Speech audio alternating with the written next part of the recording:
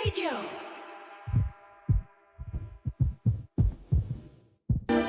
Gusto ko nga rin po palang magpasalamat sa inyo, Papa Dudut, sa saya na hatid ninyo sa amin sa pang-araw-araw. Patuloy ko pong ipagdarasal na sana'y makita ko po kayo ng personal. Anyway, lumaki po ako sa isang mahirap na pamilya at hanggang high school lamang po ang natapos ko. Dahil nga po sa hirap ng buhay ay isa lamang ang pangarap ko. Ang umasenso at maging mayaman. Ngunit alam nating lahat na hindi ganon kadali ang yumaman. Easier said than done. Ika nga. Hindi na rin po ako nakapagkolehiyo at ilang taon pagkatapos kong makagraduate ng high school ay nagtrabaho ako sa isang kilalang resort dito sa Bacolod. Ang pinsang ko po na si Nonette ang nag-refer sa akin sa resort na yon. Katulad ko po ay lumaki din siya sa mahirap na pamilya. Pareho kami na maganda at hindi nakapagtapos ng high school. Pero kahit na ganoon pa man, ay magkaiba pa rin kami ni Nonette. Kasi si Nonette po ay kontento na sa buhay niya.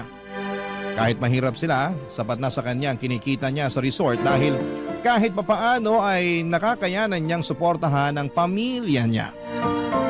Sa kabilang banda ko po ay hindi ako nakokontento sa buhay na salat at nagtatrabaho lamang sa isang resort. At sa mga panahong yon ay hindi ko talaga maintindihan kung paano nakontento si Nonette sa ganong klase ng buhay. Madalas kaming nagdedebate ni Nonette kasi palagi niyang pinapaalala sa akin na dapat ay marunong daw akong makontento. Pero ang lagi ko namang sinasagot sa kanya ay wala siyang mararating sa buhay kung makokontento lamang siya. Bagamat magkaiba kami ng pananaw ni Nonette, ay nagkakasundo pa rin po kami. Tuwing day off namin ay madalas kaming nag-iinuman. At sa mga break time naman ay palagi kaming nagchichikahan. Marami kaming pinag-uusapan. Mga paborito naming GMA teleserye at syempre ang paborito naming mga artista sa GMA at mga episodes ng Barangay Love Stories. Lumipas ang ilang linggo at medyo nakaramdam kami ng pagod sa trabaho sa resort dahil holiday yon. At sobrang daming turista ang nagbabakasyon sa resort na pinagtatrabahuhan namin. Dahil sa sobrang pagod ay nag-decide kami ni Nonette na mag-inuman sa susunod na weekend. At nung nangyari na nga ang pinaplano naming inuman, nag-usap ulit kami ni Nonette tungkol sa mga pananaw namin sa buhay, Papa Dudut.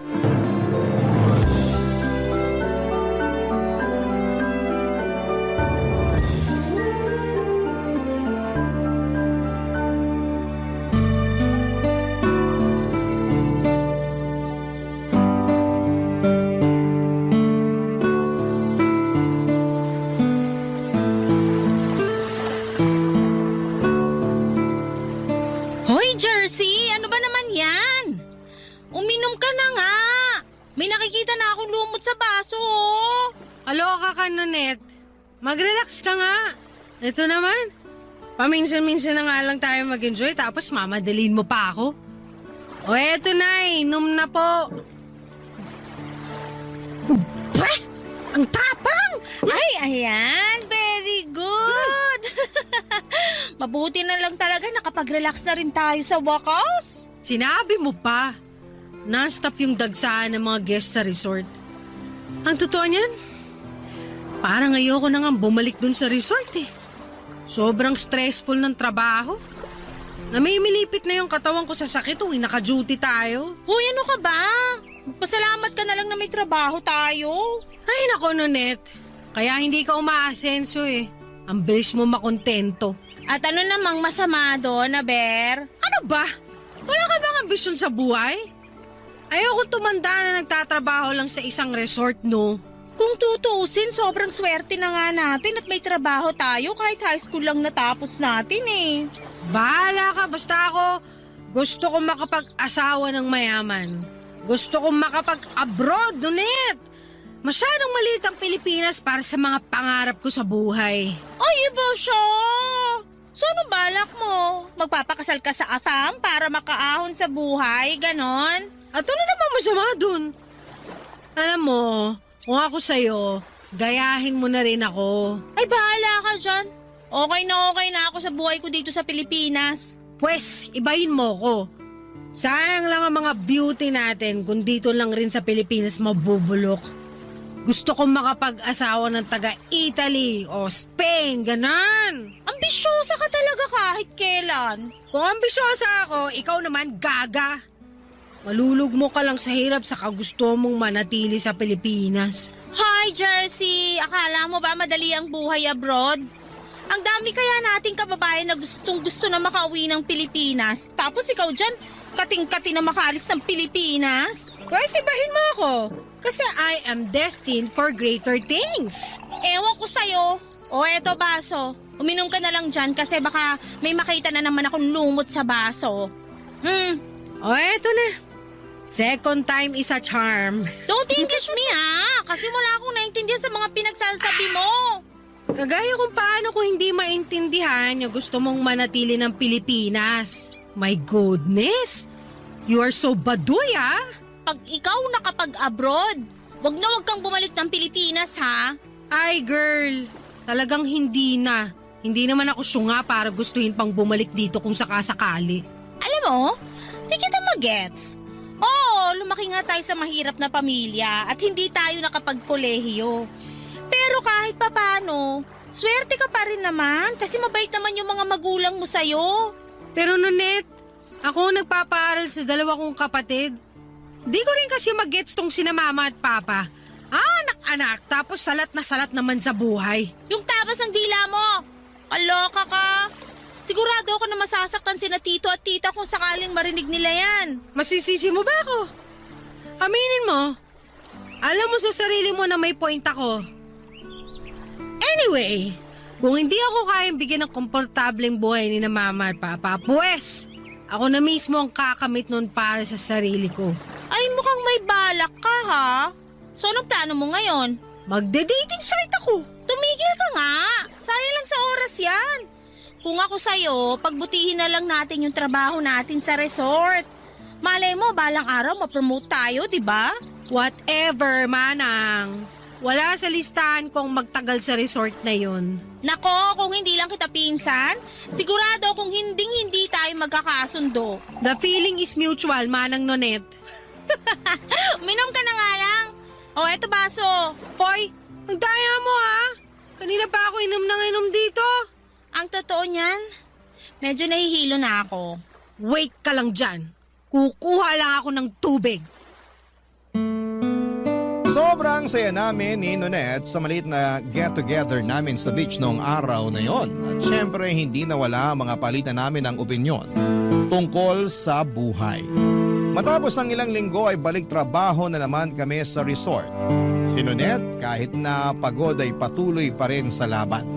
Samantalang ako ay ramdam ko na yung matinding burnout.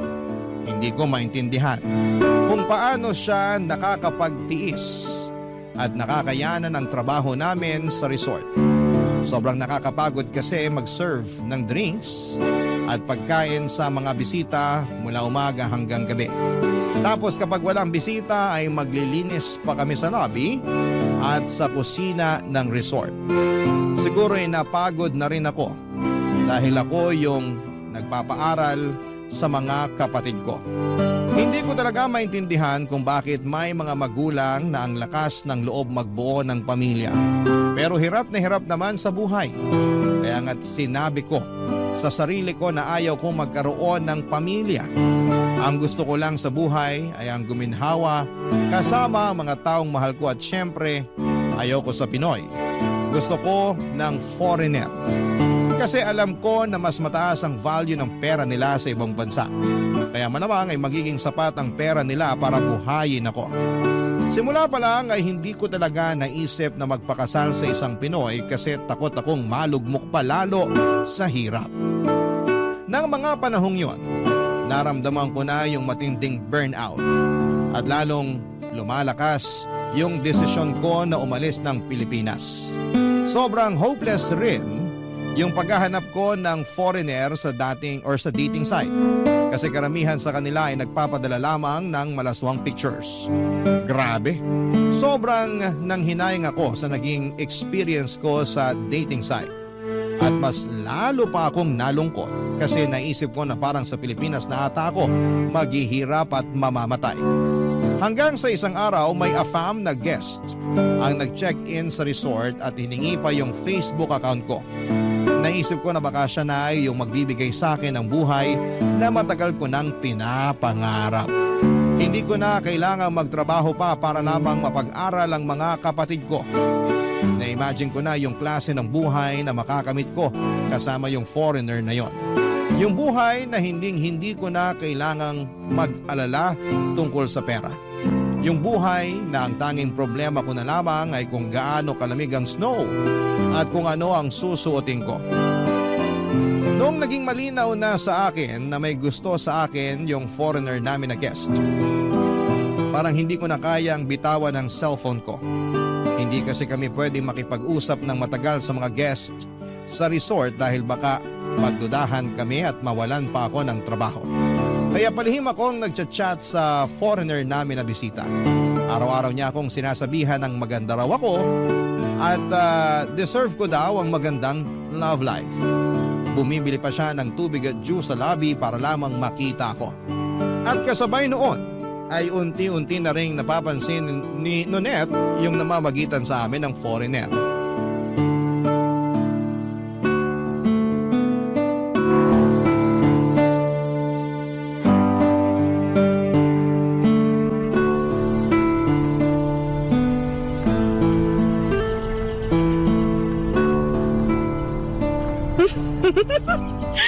Ang sweet mo talaga. Sobrang gwapo mo pa. Ay, mahuhulog na ata yung panty ko sa'yo. Hoy, Jersey! Yung sahig sa kusina, ang dumi-dumi. Linisin mo na kaya. Patay tayo pag nakita ng boss natin yun. Ikaw nakaisip, di ba? Eh di ikaw ang gumawa. Kakaloka, utusan mo pa ako. Hoy, nilinis ko na yung 2 CR. At isa pa, ikaw ang naka-assign na maglinis ng kusina ngayon. At pwede ba mamaya ka na mag-cellphone? Pag tayo nawala ng trabaho, sinasabi ko sa'yo. Ako, tong babaeng to, oh. Inggit ka lang kasi may kachat ako. Ha? May nahanap ka ng kachat dun sa dating site na sinalihan mo? Hindi galing sa dating site to. Pero mas kabog. Halika rito. May bubulong ako sa'yo. Pero ipangako mong wala kang pagsasabihan, ha? Puro ka kalokohan. Bakit? Ano ba kasi yun? Yung guest sa room 14, palagi nang nagchat-chat sa akin. Alam kong may gusto yung foreigner na yun sa'yo kasi palagi kanyang tinititigan. Pero Jersey, bakit umabot na sa chat? Sigurado ako masisisante ka pag nalaman ng boss natin to. Manahimik ka nga dyan, Manang. Wait lang, ha? I love you too. So sweet. Ang landi mo talaga? Mamatay ka sa inggit. Jersey, sa totoo lang, natutuwa ako para sa'yo. Kasi bilang pinsan mo, masaya ako na may love life ka kahit papano. Pero kasi, may tamang oras at lugar para dyan. Lalong-lalo na guest pa natin yung chinachat mo. Sumabay ka na lang kasi. Hindi naman ako mapapahamak kung hindi ka magsusumbong, di ba? Jersey, binigyan tayo ni boss ng salary increase nung nakaraang linggo. At kung ibabudget mo lang yung pera mo, sigurado ako na hindi ka mahihirapan. Yun na nga yun. Ayoko mag-budget. Bakit ako magtitipid kung may lalaki namang kayang ibigay sa akin ng lahat ng gusto ko with no limitations whatsoever, di ba? Mag-isip-isip ka nga. Hindi pa nag-iisang linggo simula nung nakilala mo yung foreigner na guest. Masaya ako na may nagpapakilig sa'yo, pero sana naman, kilalanin mo muna yung tao. Isa lang ang kailangan ko malaman, Nonette. At yun ay ang laman ng wallet niya. Ay, speaking of, alam mo ba na ang daming tig-1,000 sa wallet niya? Tapos ang dami-dami niyang credit card. Sus, may sinasabi ko sa'yo yung sinasahod natin sa isang buwan, parang 1 oras niya lang ata kinikita. Ah, kaya naman pala kinikilig ka dyan. Kasi nakita mo na pala yung laman ng wallet niya. Huy! Aminin mo, gwapo rin naman siya, di ba? Sinasabi ko sa'yo, Nonette, hindi ko na to pakakawalan. Ay, Wala ka na talagang ibang inisip kundi pera, ang magkaroon ng mayamang asawa at ang makapag-abroad. Kung gusto mong mabulok dito, be my guest. Pero wag ako. Bahala kang amaging dito. Hoy, naririndi na ako sa kaka-Ingles mo. Naluloka na ako sa'yo ha? Bakit ba kasi hindi ka nalang makontento dito? Yung mga foreigner nga dito mismo sa Pilipinas nagre-retire kasi nagagandahan sila dito. Tapos ikaw naman nuknuka ng... ano nga ulit tawag nila dun? Yung mas sinusuportahan mo pa yung ibang bansa kaysa sa sarili mong bansa? Colonial mentality. Oo, yon. Ikaw yon. Ikaw na ikaw. Walang duda. Okay, sige, sabi mo eh. Ay, ayan, nag-chat na nga.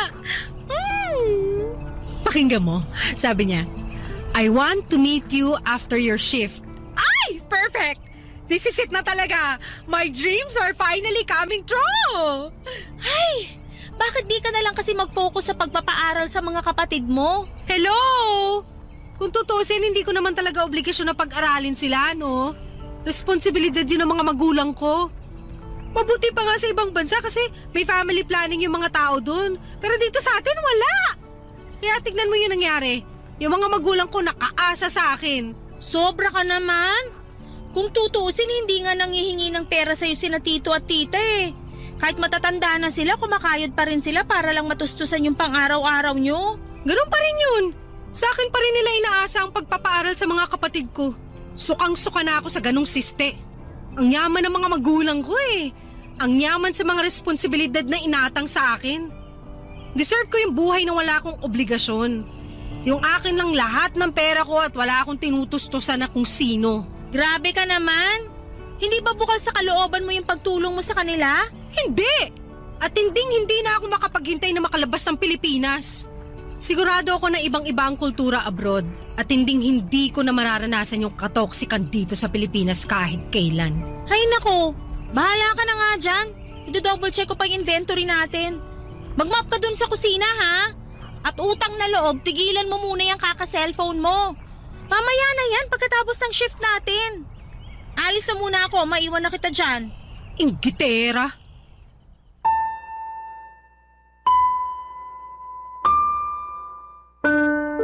Papadudod pagkatapos ng shift ko ay nakipagkita ako ng palihim sa foreigner na guest namin sa resort. Sobrang guwapo niya, papadudot. Mukha siyang Hollywood actor, ang puti ng kutis niya at yung lips niya ay sobrang kissable. At noong gabing yon ay hinalikan niya ako at syempre sobra akong natuwa at ginusto ko ng labis yung halik na yon. At habang tumatagal, hindi ko na masyadong nakakabanding si Nonette kasi sobrang abala na ako sa foreigner. At dumating yung punto na naging kami na ni Afam. Nag-extend pa siya sa resort para lamang makasama ako at mas lubos niya akong makilala. Hindi ko na rin masyadong kinikwento kay Nonette yung mga nangyayari sa amin ng foreigner kasi parang kontrabida na siya. Tuwing nag-uusap kami ay puro siya duda at tanong tungkol sa Afam na boyfriend ko. At mas lalo pa kaming nag-aaway tuwing sinasabi niya na hindi ko pa raw kilala ang jowa ko. Feel ko noong mga panahong yon ay naiinggit lamang si Nonette sa akin. Kasi aasenso na ako sa buhay kasama ang aking Afam na jowa. Habang siya ay single at abala sa trabaho namin sa resort. Makalipas ang ilang araw ay pinag-resign na ako ng foreigner sa resort na pinapasukan ko. Hindi ko talaga makakalimutan yung saya at tuwa na nararamdaman ko noong sinabi niya yon. Kasi ibig sabihin noon ay handa siyang panindigan ako. At kasama sa paninindigan ng foreigner yung perang ibibigay niya sa akin. Nakakaloka, papadudot, para akong nanalo sa loto. Gwapo, mayaman, mabait, parang ako na ata ang pinakaswerteng babae ng mga panahong yon. At sigurado ako na maiinggit ang kahit na sino na makakaalam tungkol sa love life ko kasama si Afam. At syempre tutol na tutol si Nonette sa ginawa kong pag-resign sa resort. Pero ano pa ba ang aasahan ko sa pinsang ko na yon?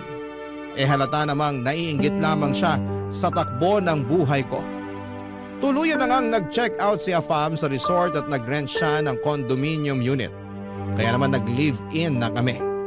Grabe ang ganda ng condo na inupahan niya.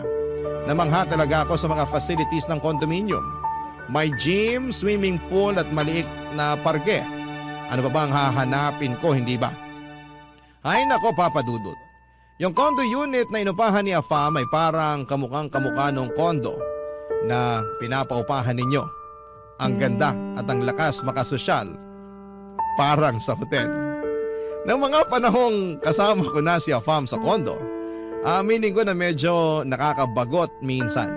Pero hindi ko pinagsisisihan yung desisyon na yon.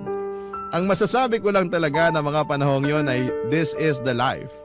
At syempre hindi na ako magkakaproblema pa sa pera. At wala sa bokabularyo ko ang salitang budget. Kasi swipe lamang ako ng swipe sa credit card at debit card. At sagot na ni Afam ang lahat ng luho ko ng mga panahong yon, Papa Dudut. Barangay Love Stories. Barangay Love Stories. Makalipas ang ilang linggo ay napag-alaman ko na ichinismis ako ng magaling kong pinsan sa mga magulang ko. Ikinuwento ni Nonet sa mga magulang ko na nag-resign na ako sa resort at tuluyan na akong nakipag-live-in kay Afam. Sa totoo lang ay medyo nagalit ako kay Nonet kasi sigurado akong manghihingi ng pera ang mga magulang ko dahil alam na nila na foreigner yung jowa ko. Ganyan naman kasi kadalasan sa atin, hindi ba? Kapag foreigner, ang tingin ng iba ay maraming pera. Kaya tinawagan ko si Nonet at pinagsabihan ko siya. Pero ang sabi niya sa akin ay nagwo-worry lamang daw siya sa akin kaya niya ikinuwento sa mga magulang ko yung mga tungkol sa pakikipagrelasyon ko at pakikipag-live-in kay Afam. Nainis na lamang ako at binabaan ko ng telepono si Nonet noong araw na yon. Lumipas ang ilang linggo at tumawag sa akin ang mga magulang ko at pinakiusapan ako na bayaran ko na raw yung tuition fee ng mga kapatid ko. Sa totoo lang ay naiinis din ako noong narinig ko yon. Kasi ang nasa isip ko na mga panahong yon ay baka abusuhin na ako ng mga magulang ko. Lalo na ngayon na alam nila na may kinakasama akong Afam. Nanindigan ako noong mga panahong yon at sinabi ko sa mga magulang ko na babayaran ko pa rin yung tuition fee ng mga kapatid ko. Pero hindi ko dadagdagan yung pera ang ibibigay ko. Kasi after all ay tuition fee lang naman yung pinagkasunduan namin in the first place. At sinabi ko rin sa mga magulang ko na once nakapagtapos na yung mga kapatid ko ng high school ay hindi na ako magpapadala para sa pangkolehiyo nila. Kasi hindi ko naman responsibilidad yon at pwede silang maging working student para nang sa ganon ay malaman din nilang hirap at hindi madali ang kumita ng pera. At isa pa, responsibilidad ng mga magulang ko ang pag-aralin ng kanilang mga anak. Kaya sa tingin ko ay sapat na yung tumulong ako na makapagtapos sila ng high school. Actually, dapat pa nga ay magpasalamat ang mga kapatid ko sa akin. Kasi yung iba dyan ay hindi na nakakapag-aral at all. Makalipas nga ang ilang buwan ay nag-level up na ang relasyon ko with Afam, Papa Dudut. Gusto na niya akong dalhin abroad at doon na manirahan na kasama siya. Eto na yon, yung matagal ko nang inaasam-asam. The moment I've been waiting for is finally coming true. Nagpakasal kami ni Afam dito sa Pinas sa isang huwes at nag-apply kami ng spousal visa. Pagkatapos ay napakahabang proseso ay naging successful naman ang lahat. At nakapag-book na kami ng ticket para makaluwas na papunta sa abroad. 4 days bago kami nakaschedule umalis ng Pilipinas, tinawagan ko si Nonet at niyaya ko siyang pumunta sa isang bar para sa isang maliit na celebration o konting inuman. At fortunately ay pumayag si Nonet na makipagkita sa akin noon, Papa Dudut.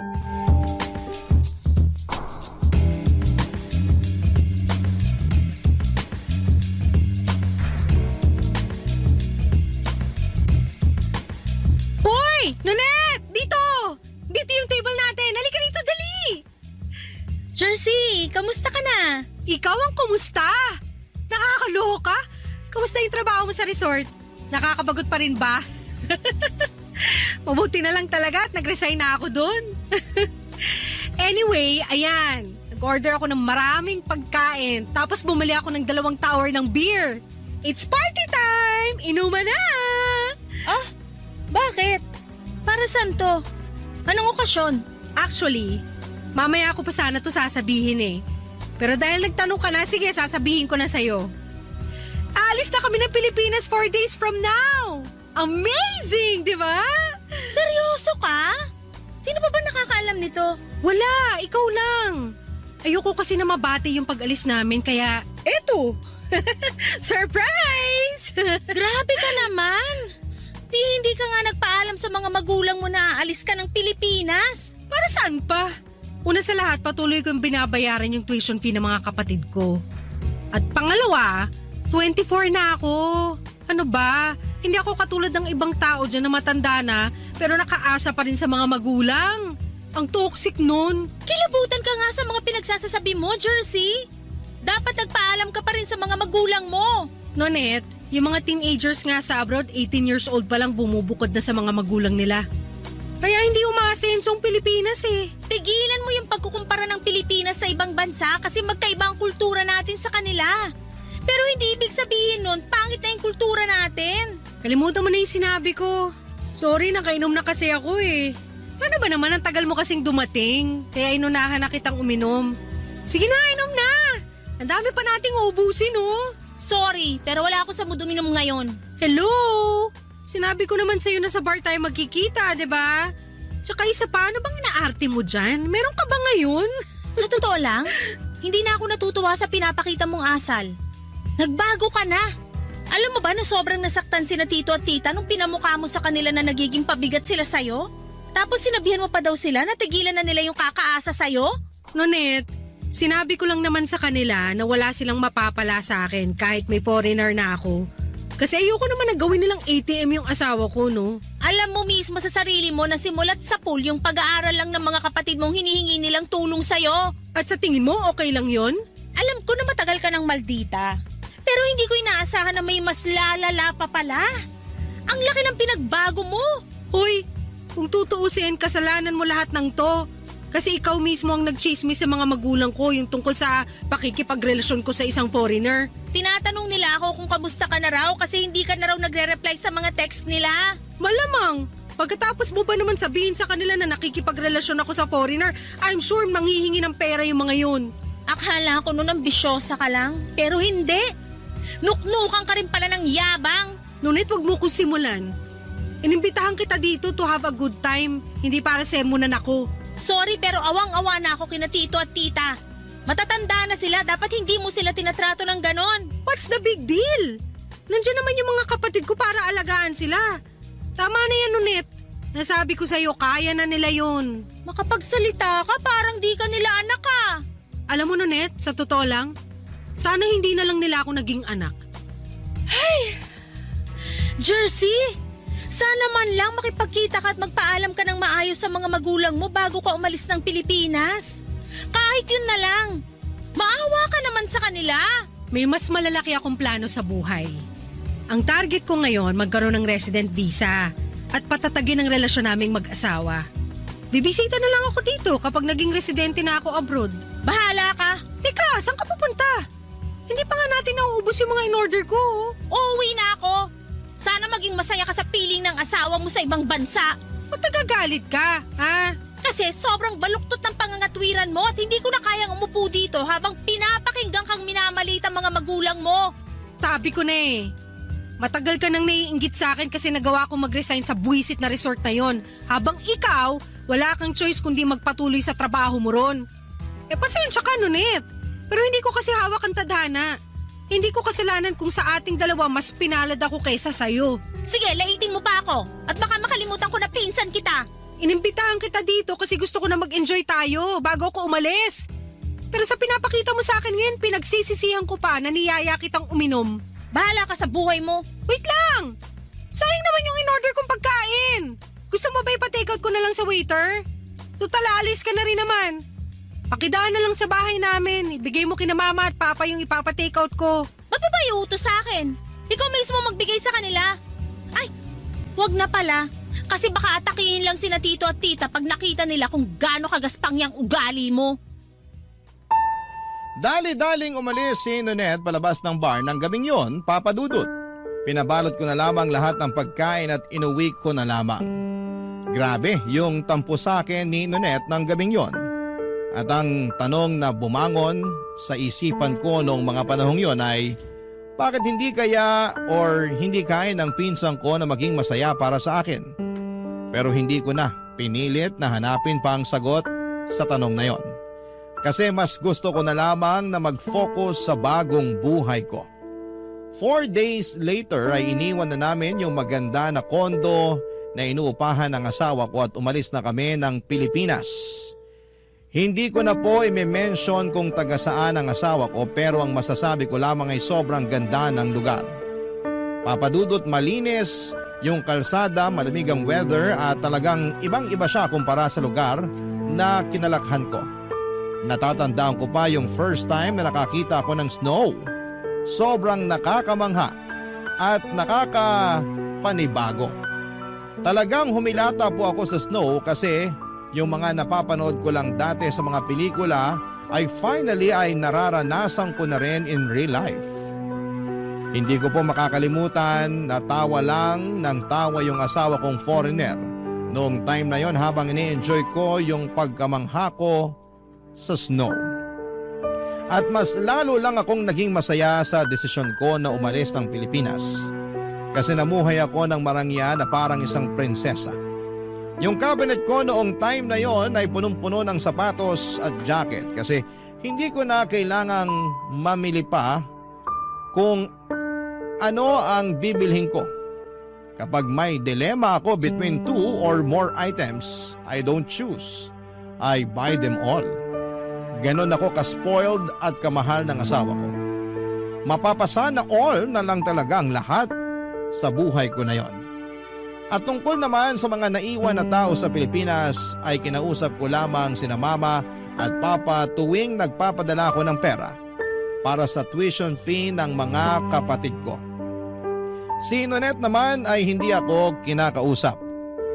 Pero friends pa rin kami sa social media. At somehow ay iyon ang naging assurance ko na okay pa kami kahit papaano. Kasi hindi pa niya ako binablock. Lumipas sa mga linggo at naging mapayapa ang takbo ng buhay ko sa ibang bansa. Hanggang isang araw, nabigla ako nang bigla akong tawagan ni Nonet. Hindi ko inaasahan na tatawagan niya ako kasi matagal-tagal na rin since nung last time na nagkausap kaming dalawa, Papa Dudut.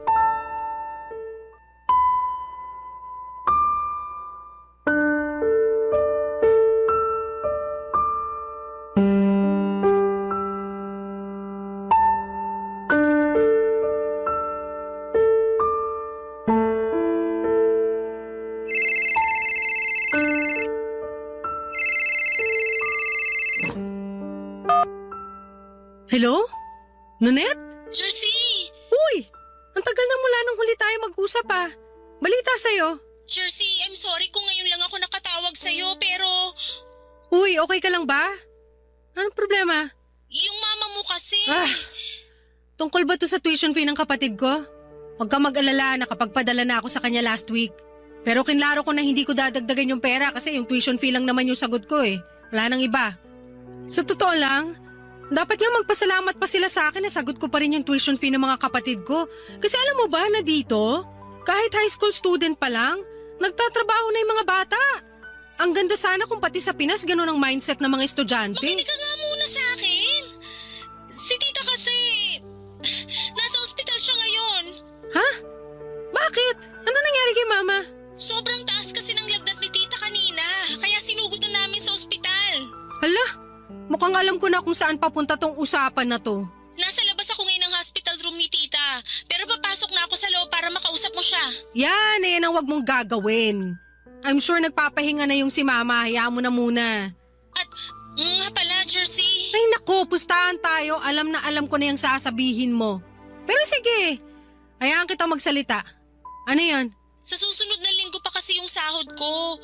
Tapos sina tito at tita wala ring pera kasi kakabili lang nila ng grocery nung isang araw para sa mga kapatid mo. Jersey, walang-wala kami ngayon at kailangan namin ng pambayad sa ospital. Ano ba naman yan, Nonet? Mataas na lagnat lang yun. Bakit nyo kinailangan dalhin si Mama sa ospital? Mas mabuti na yung sigurado. Tapos ngayon ako tong kinukulit nyo. Ewan ko ba? FYI lang hindi porket nakatira ako abroad, ibig sabihin nun pinupulot ko na lang ang pera. Utang na loob! Yung mama mo ang pinag-uusapan natin dito. Ganun na ba katigas ang puso mo para pag-isipan mo kami ng masama? Hindi mo ako masisisi kasi yan naman talaga yung gawain ng mga kamag-anak na naiiwan sa Pilipinas, diba? Yung manghingi ng pera sa kamag-anak nila na nagtatrabaho abroad at yung humilataan na lang habang nag-aantay ng pasalubong. Naririnig mo ba ang sarili mo? Nakapag-abroad at nakapag-asawa ka lang ng foreigner, nagkakaganyan ka na? Sabihin mo na kung anong gusto mong sabihin pero hindi mo may tatanggi na may point yung pinagsasasabi ko. Siguro kung nandito ka lang sa Pilipinas, kanina pa kita sinampal. Subukan mo at ihilahin ko yung buhok mo hanggang sa makalbo ka. Wala ka ng pag-asa. Sarili mong mga magulang pinagsasalitaan mo ng ganyan. Pinaako lang sa'yo yung pag-aaral ng mga kapatid mo, nagkakaganyan ka na? Mismo! Pinaako! Pinaako sa akin ng isang bagay na hindi naman dapat pinaako sa akin in the first place. Ano ako, retirement fund para sa mga kapos? Hindi ko na-enjoy yung buhay ko ng lubusan kasi kinailangan ko silang tulungan. Kinailangan ko magtrabaho agad pag-graduate ko ng high school para matustusan ng pag-aaral ng mga kapatid ko. Yung mga magulang ko makapreacher rin kasi. Hikahus na nga kami. Gusto sa private school pa magtapos mga kapatid ko. Napakawalang kwenta talaga ng mindset na yon. O tapos ngayon na nakabangon na ako sa buhay, oras na para bumawi ako sa sarili ko. Hindi mo man lang ba naisip na kahit matanda na yung mga magulang mo, nagtatrabaho pa rin naman sila? Kaya na nga nilaglat si tita dahil sa sobrang pagod. Resulta yan ng pangit na family planning. At isa pa, lumaki ako na hindi nakakaranas na makonfine sa ospital kahit may sakit ako. So, Ayoko na makipagdiskusyon pa sa'yo. Sumasakit lang yung dibdib ko tuwing naririnig ko yung mga pinagsasasabi mo. Halatang halata na hindi ka na magbabago. Pero huwag kang mag-alala. Ako na bahala kay tita. Maghahanap na lang ako ng paraan para mabayaran yung bill namin sa ospital. Hindi na kami hihingi ng kahit anumang tulong na galing sa'yo. Sana lang talaga hindi ka gambalain ang konsensya mo. Sarili mong nanay ayaw mong tulungan. Ibang klase ka rin naman. maniwala ka sa akin, makakatulog ako ng mahimbing sa gabi kasi namumuhay ako ng payapa dito na walang inaabalang tao, Nonet. Kayo lang naman tong gumagambala sa akin Babayaran ko yung tuition fee ng mga kapatid ko hanggang sa makapagtapos sila ng high school. End of story. Sige na, bababa ko na to. Buisit kang babae ka. Wala kang kwentang pinsan at wala ka rin kwentang anak. Sobra kong napikon pagkatapos naming mag-usap ni Nonet, Papa Dudut. Ang gusto ko lang naman talaga ay mamuhay ng tahimik at payapa kasama ang asawa ko. Ang hangad ko noon ay makapag-move on at makapag-move forward sa bagong buhay ko nang hindi ako nagagambala. Kaya nung tinawagan ako ni Nonet ay sobrang napikon lang talaga ako. Kasi parang ang tingin ko sa mga tao sa paligid ko, hinahabol lamang ako dahil alam nilang foreigner ang asawa ko. Gaya nga po ng nabanggit ko kanina ay lumaki po ako na salat sa buhay. At hindi ko po makakalimutan kung paano yinurakan yung pagkatao ko. Lalo na noong bata pa lamang ako. Pinagtatawanan ako ng mga kaklase ko kasi sira-sira na yung mga gamit ko. At puro dilata at noodles lamang ang kinakain ko habang yung mga kaklase ko naman ay pinaghahandaan ng iba't ibang klase ng putahe for lunch. At hindi ko rin po makakalimutan na pagka-graduate ko ng high school ay pinag-uusapan na kaagad ng mga kaklase ko kung saang kolehiyo sila mag-aaral. Habang ako, ang iniisip ko noon ay kung saan ako magtatrabaho. Awang-awa ako sa sarili ko tuwing naiisip ko yung mga moments na yon, Papa Dudut. And going back po, Blinako si Nonet sa mismong araw na yon kasi talagang napikon ako sa lahat ng sinabi niya sa akin. Tumagos sa puso ko yung mga sinabi niya pero imbis na maunawaan ko yung gusto niyang ipahiwatig, mas lalo lang akong nagkimkim ng sama ng loob. Mas lalo ko pa ngang iniisip noong mga panahong yon na puro fake yung mga tao sa paligid ko. Kasi alam nila na mayaman ang asawa ko At noong araw na yon ay sinabi ko sa sarili ko na wala akong ibang taong pagkakatiwalaan kundi ang asawa ko na lang. Kasi siya lang talagang nagmamahal sa akin ng totoo. Siya lang ang nakakapagbigay sa akin ng buhay na matagal ko nang inaasam. At siya lang ang nagpaparamdam sa akin na mahalaga ako dahil sa mga bagay na naibibigay niya sa akin. Pagkatapos kong i-block si Nonet, akala ko noon ay magiging matiwasay na ang buhay ko sa wakas. Kasi wala na pong aabala sa akin. Ang tanging kailangan ko na lamang gawin ay bayaran ang tuition fee ng mga kapatid ko. Pero hindi ko alam na may isa palang pagsubok na darating sa buhay ko. Isang araw, Papa Dudut, ay bigla na lamang nanlamig sa akin ang asawa kong foreigner. Lumalayo siya tuwing natutulog kami at hindi na ako masyadong kinakausap. Sobra po ako nabigla at nabahala sa bago niyang pag-uugali. Tuwing tinatanong ko naman siya kung may problema ba siya ay nagiging agresibo siya at minsang naninira pa ng mga gamit. Natatakot po ako tuwing galit siya. Kaya naman hinahayaan ko na lamang siya at kinakausap ko na lamang siya kapag halata na sa mukha niya na kumalma na siya. Sobrang hirap po ng mga panahong yon kasi hindi ko maintindihan kung ano ang nangyayari at kung anong dahilan ng pagiging magagalitin niya at pagbabago niya. Barangay Love Stories. Barangay Love Stories. Habang tumatagal, Papa Dudut, ay mas lalo kong nararamdaman na lumalabo ang pagsasamahan namin ng asawa ko. Ang mas mahirap pa sa lahat ay nasa ibang bansa ako at wala akong matatakbuhan. Lahat ng mga kakilala ko ay nasa Pilipinas at wala akong nagawa kundi ang solohin ang lahat ng sakit at kalungkutan. Nagpapasalamat na lamang talaga ako na hindi ako sinasaktan ng asawa ko, pero aaminin ko na durog yung emotional at mental health ko. Kasi hindi ko na alam kung kailan siya magiging agresibo at galit ulit. Mabuti pa yung bagyo kasi at least may warning tayong natatanggap mula sa Pag-asa bago pa man ito maglandfall. Pero yung galit ng asawa ko wala pong warning. Bigla na lamang nagla-landfall at pakiramdam ko na mga panahong yon ay para ako yung shock absorber niya. Ako yung tumatanggap at nagko-consume ng galit at bigat ng loob niya. At ang pinakamasaklap sa lahat ay hindi niya sinasabi sa akin kung bakit nagbago ang pag-uugali niya. Talagang masakit kasi parang wala akong ideya kung anong nangyayari at kung anong dahilan ng lahat ng ito. At siguro ang pinakamasaklap sa lahat, Papa Dudut, ay hindi na ako ini-spoil ng asawa ko. Hindi na siya nagbibigay ng pera at hindi na niya pinapahiram ang credit card niya sa akin. Sinisigawan niya ako at nagwawala tuwing sinasabi ko sa kanya na may gusto akong bilhin. Parang lahat ng mga bagay na dati niyang ginagawa para sa akin ay bigla na lamang nawala. At simula na mangyari yon ay hindi na ako nagsalita pa. Naglilinis na lamang ako sa bahay at parang isang routine na lamang na tinatanggap ko. Pakiramdam ko ay para akong nawala ng halaga sa kanya, Papa Dudut. At ang masakit pa ay hindi ko alam kung anong dahilan ng lahat ng ito. Tuluyan na pong nagbago ang lahat noong isang araw. Habang nagva-vacuum ako ng bahay ay nakatanggap pa ako ng tawag mula sa Facebook account ni Mama. Sobra po ako nabigla sa mga nangyari noong sinagot ko yung tawag na yon. Ang bilis ng mga pangyayari to the point na hindi ko pa talaga na-absorb ang lahat ng mga nangyari sa usapan na yon.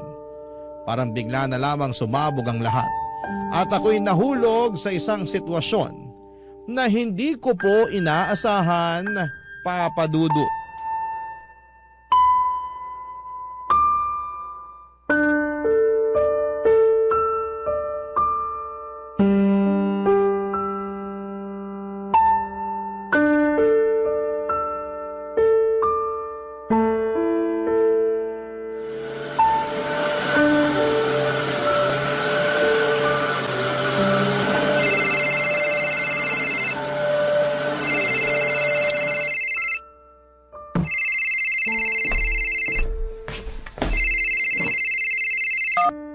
Hello?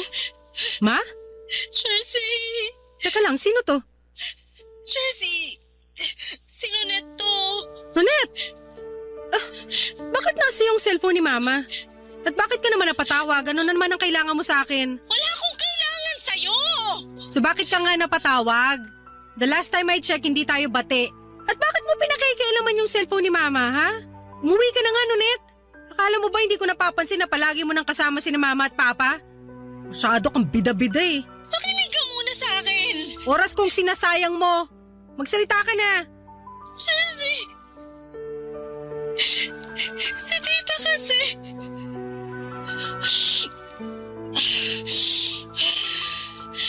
Yung mama mo, Jersey... Hoy, kumalma ka nga. Hindi kita maintindihan. Ano ba nangyayari sa'yo? Wala na siya! Ha? Ano ibig mong sabihin? Paano wala na? Patay na mama mo, Jersey! Nonet, wag ka magbibiro ng ganyan. Hindi magandang biro yan. Alam kong wala kang pakialam kay tita. Pero naisip ko pa rin na kahit pagbali-balik rin natin ang mundo, mama mo pa rin siya at anak ka pa rin niya. Kaya deserve mo rin malaman yung nangyari sa kanya. Nonet, hindi totoo yan. Bawiin mo yung sinabi mo. Buhay pa si Mama. Ibigay mo ang cellphone kay Mama, kakausapin ko siya. Makinig ka! Wala na si tita! Patay na siya! Alam ko nagsisinungaling ka lang. Galit ka kasi nagyayabang ka sa akin at yan mismo ang dahilan kung bakit ginagawa mo to. Mukha ba ako nagsisinungaling? Ha? Ano ginawa mo kay Mama, Nonet? Ha? Kasalanan mo to. Pambira kang babae ka! Paano ko naging kasalanan to, ha? Ikaw ang palaging kasama ni Mama. Kung tinutukan mo sana siya na maayos, hindi sana to nangyari sa kanya. Hindi sana namatay si Mama. Kasalanan mo lahat to. Ikaw na lang sana namatay. Hoy, babae! Makinig ka sa akin ng mabuti, ha? Namatay si tita sa typhoid fever. At kung nagpadala ka lang sana ng konting tulong, sana nabigyan ng sapat na treatment si tita. Pero anong ginawa mo? Walang-wala kami noon pero nagawa mo pa rin kaming pag-isipan ng masama. Tinakwil mo kaming lahat. At ako na yung tumayong anak ni tita kasi hindi ako katulad mo na walang puso. Ako yung nag-aalaga kay tita habang nagpapakasasa ka sa yaman ng foreigner mo. Wala kang karapatan na husgahan ako. Hindi ko ginusto to. Pero ginusto mo! Ito mismo yung gusto mo, di ba? Yung mawala sa landas mo yung mga magulang mo? At nangyari na nga, Jersey! Wala na si tita! At si tito, halos hindi na nga kumakain kasi hindi niya pa rin matanggap yung pagkawala ni tita! Nonet, nasan si Papa? Kumusta yung mga kapatid ko? Galit na galit silang lahat sa'yo! Ang totoo niyan, galit rin ako sa'yo eh! Pero deserve mo rin naman malaman yung nangyari sa mama mo! Bakit niyo ba ako sinisisi? Eh, sobrang unfair niyo naman. Gusto ko lang naman magbagong buhay, yun lang. Malinis ang konsensya ko. Wala akong ginawa sa inyo para isisi niyo sa akin yung pagkamatay ni Mama. Mismo! Wala kang ginawa! Wala kang ginawa para iligtas yung sarili mong ina! Hindi ako nagkulang ng paalala sa'yo! Kahit na alam kong simulat sa pulpa lang, kinamumuhian mo yung pamilya mo! Tinawagan pa rin kita para ipaalam sa'yo yung mga nangyayari sa kanila dito! Pero ikaw lang naman tong walang puso na pilit pinuputol yung ugnayan mo sa kanila! Nonet, hindi mo ako masisisi. Natakot ako eh. Ayaw ko lang maramdaman yung pakiramdam na ginagamit ako dahil lang may kaya yung asawa ko. Buwisit na dahilan yan! Oo, Jersey, lumaki kayo sa hirap! Hindi ka nabigyan ni na tito at tita ng komportable na buhay, pero ni minsan, hindi ka nila minaltrato! Wala silang ginawa sa'yo para kamuhian mo sila ng ganito katindi! Alam mo kung bakit malapit ang loob ko kina tito at tita? Dahil alam ko sa sarili ko na mabuti silang tao! Kaya ako nasasaktan tuwing pinagsasalita mo sila ng masama! Ang sabihin mo, sinisiraan mo ko. Kaya ka lumalapit kina Mama at Papa dahil chinichismis mo sa kanila bawat detalye ng buhay ko. Para kang linta at ahas sa pinagsama. Yang inggit mo sa akin, nanunuot sa buto. Kaya mo ako sinisiraan kasi hindi mo matanggap na mas maganda na ngayon ang buhay ko kaysa sa buhay mong patapon pa rin hanggang ngayon. Kahit kailan, hindi ako nainggit sa'yo! Alam mo kung bakit? Kasi puno ng galit at poti ang buong pagkatao mo!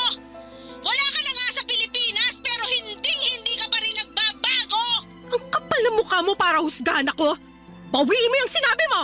Ayaw ko sanang sabihin to, pero sa palagay ko, mas matatahimik na si tita ngayon. Kasi hinding-hindi na niya mararanasan ang pangapi mo sa kanya. Sobrang nagulantang po ako nang sinabi ni Nonette na patay na si Mama. Nang malaman ko na yung unang beses na nagka-high fever siya, typhoid fever pala yun. Isang sakit na nakamamatay na madalas ay hindi agad natutukoy. Doon ko na na-realize na parang ako yung may kasalanan. Pero ayokong aminin noon kaya lahat ng sisi ay ipinasa ko po kay Nonette. Pero habang tumatagal ay naisip ko na naging sakim at madamot ako. At yun ang isa sa mga dahilan kung bakit hindi nabigyan ng tamang treatment si Mama. Sobrang lungkot ko po noon at gusto ko sanang makadalaw sa Pinas. Pero wala akong pera at may hindi rin kami pagkakaintindihan ng asawa ko. Alam ko na magagalit siya kapag nalaman niyang nagbabalak akong umuwi. Kaya nagtiis na lamang muna ako at hindi na ako nakadalo sa libing ni Mama. At si Nonette at Papa na lamang ang gumawa ng paraan para maitawid ng maayos ang burol ni Mama. At dahil nga hindi na ako binibigyan ng asawa ko ng pera, ay hindi ko rin nakayanan na magpadala para sa libing ni Mama. Lumipas ang mga gabi, Papa Dudut, at nagtuloy-tuloy ang mga bangungot ko. Lahat ng nightmares ko, isang tao lang ang palaging laman, si Mama. Ang pinaka nakakatakot siguro ay yung nakita ko ang mukha ni Mama na puno ng dugo habang sinasakal niya ako at humihingi ng tulong. Hindi ko na kinaya kasi tumagal-tagal na yung mga ganong panaginip ko at pati konsensya ko ay binabagabag na ako. Kaya't ikinuwento ko na sa asawa ko lahat ng mga nangyari kay Mama at nagbabaka sakali akong bibigyan niya ako ng pera para makadalaw ako ng Pinas. Ang akala ko talaga ay dadamayan at maintindihan ako ng asawa ko. Pero imbes na damayan ako, sinampal niya ako at muling nagwala. Galit na galit siya. Sabi niya isawang-sawa na raw siya sa pagwawaldas ko ng pera niya mula pa noong umpisa. Ibinulgar din niya ang dahilan kung bakit nagbago ang ugali niya ay dahil nalugi na raw ang negosyo niya. At kamakailan lang ay nag-file na siya ng bankruptcy. Na-overwhelmed daw siya dahil mawala na sa kanyang negosyong or nawala na ang negosyong pinaghirapan niya ng ilang taon. Pero hindi ako nakapagpigil, Papa Dudut. Sumabat ako at sinabi ko sa kanya na hindi sapat na dahilan yon para maltratuhin niya ako. Mas lalo siyang nagwala at doon ko naramdaman na wala ng pag-asa ang relasyon namin. Kaya unting-unting ibinenta ko na online yung mga bags ko, mga sapatos at shirts na pinamili ko hanggang sa nakalikom po ako ng sapat na pera para makabalik na sa Pilipinas. Tinakasan ko ang asawa ko at umuwi na ako sa amin. Noong nakarating ako sa amin ay itinakwil ako ni Papa at ng mga kapatid ko. Ako pa rin ang patuloy nilang sinisisi sa pagkamatay ni Mama. Wala na akong trabaho noon at wala na akong ibang malapitan kaya naman nag-decide ako na mag-apply muli sa resort kung saan ako dati nagtatrabaho. At agad akong natanggap.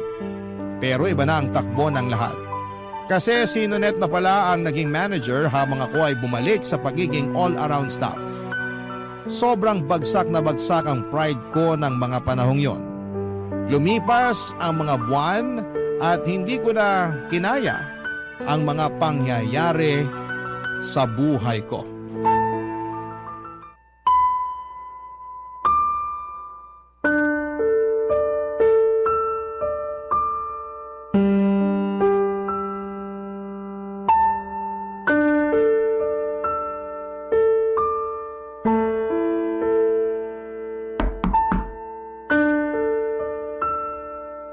Pasok! Oh, Jersey, ano kailangan mo? Nonette, ito na nga pala yung resignation letter ko. Sandali lang. Bakit ka naman magre-resign? Napapasahod ka naman namin na maayos At isa pa, kulang tayo sa staff ngayon. Nakahanap na kasi ako ng bagong trabaho. May hindi kasi nasabi sa akin. Anong totoong dahilan? Ba't biglaan tong resignation mo? nakahanap na nga kasi ako ng bagong trabaho. Yung totoo, Jersey. Gusto mong malaman kung bakit ako magre-resign, ha? Hindi kasi katanggap-tanggap para sa akin na manager ka na habang ako, ganun pa rin yung posisyon ko dito. Naglilinis, nagsiserve. Ayoko yung pakiramdam na pinagmamastan mo ko habang ginagawa ko yung mga trabahong sabay pa nating ginagawa dati. Nabubwisit ako tuwing nakikita kita araw-araw at ilang buwan kong tiniis yun. Pero hindi ko na talaga kaya. Teka nga lang, kung makapagsalita ka, bakit parang ako yung sinisisi mo? Hindi ko naman kasalanan kung ba't dito ka uli sa resort nag-apply Kaya nga ako alis, di ba? Siguro ang saya-saya mo na nakikita akong lugmok sa hirap habang tinatamasa mo yung mga benepisyo ng pagiging manager. Ay, sandali lang naman, Jersey. Hindi ko kasalanan kung nag-resign ka dati. Hindi ko kasalanan kung hindi ka nakontento sa sinasahod mo dito sa resort. At hindi ko rin kasalanan kung hinila ka pababa ng kasakiman mo. Sige, ipagduldulan mo pa.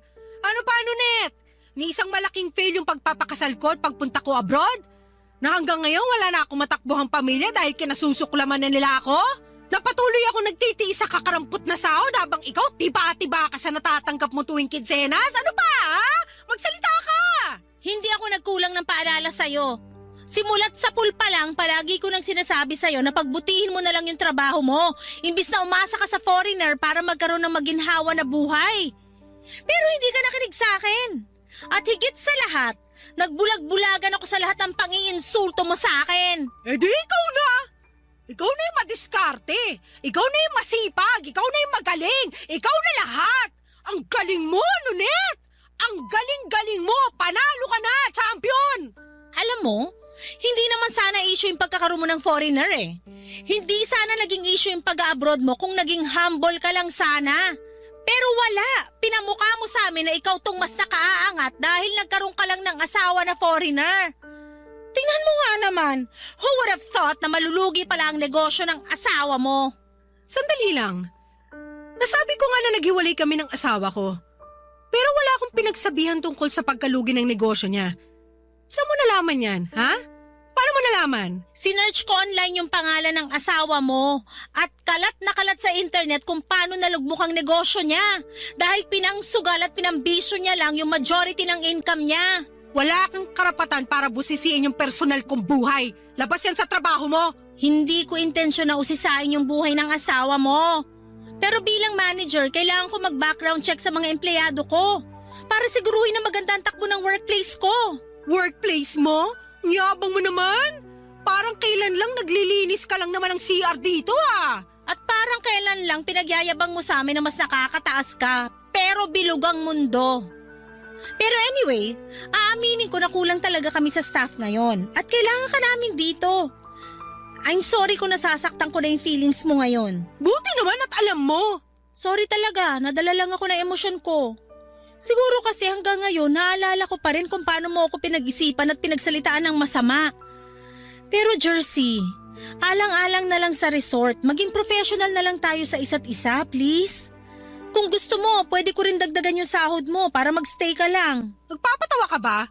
Anong tingin mo sa akin, Charity? Huwag mo naman sanang masamain. Ako na nga itong nakikiusap sa'yo na magstay eh. Gusto kong pangalagaan ang posisyon ko as manager.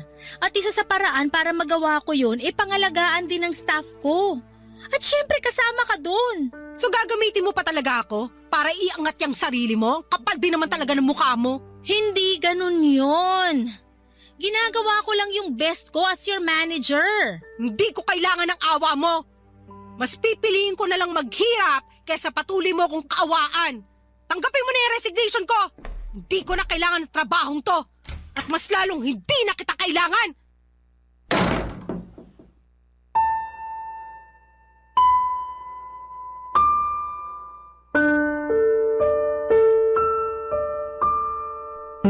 Papadudot awang-awa ko sa sarili ko noong araw na yon. Parang hindi ko matanggap na ang posisyon ko ngayon ay under sa management ng isang tao na dati ko pang minamaliit.